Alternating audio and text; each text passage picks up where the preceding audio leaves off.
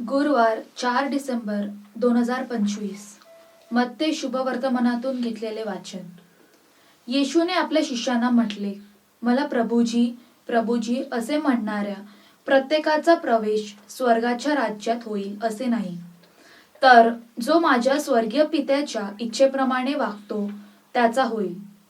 ह्यास्तव जो प्रत्येक जण ही माझी वचने ऐकून त्याप्रमाणे वागतो तो कोणा एका सुज्ञ मनुष्यासारखा ठरेल.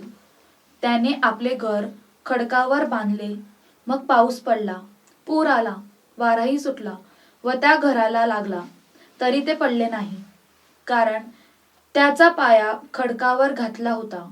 तसेच जो कोणी ही माझी वचने ऐकून त्याप्रमाणे वागत नाही तो कोणा एका मूर्ख मनुष्यासारखा ठरेल. त्याने आपले घर वाळूवर बांधले, मग पाऊस पडला, पूर आला, वाराही सुटला व त्या घरास लागला, तेव्हा ते पडले, अगदी कोसळून पडले. चिंतन. तुम्हाला लॅटिन अज्जरे सिक्वेटर असेच म्हणत किंवा माहीत आहे का? याचा अर्थ एखाद्याने स्वतःच्या स्वबुद्धीने वागले पाहिजे.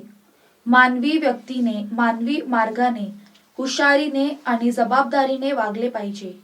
त्याचप्रमाणे यहुदी संज्ञा लहकार एखाद्याचा चालण्याचा मार्ग हक्कादह शिकवण जे अनुसरण करणे आवश्यक आहे. आजच्या शुभवर्तमानात येशू 2 प्रकारचे बांधकाम करणाऱ्याबद्दल बोलतो. एक आपले घर मजबूत खडक्यावर बांधतो, तर दुसरा आपले घर वाळूवर बांधतो.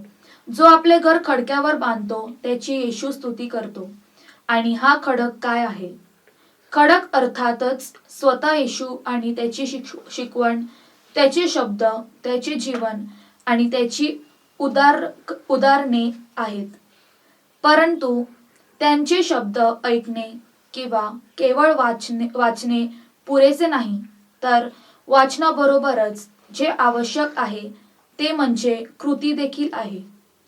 या शुभवर्तमानाच्या उताराच्या सुवार्तीला येशू म्हणतो, मला प्रभू म्हणणारा प्रत्येक जण स्वर्गाच्या राज्यात प्रवेश करणार नाही, तर जो माझ्या स्वर्गातील पित्याची इच्छा पूर्ण करतो तोच प्रवेश करेल.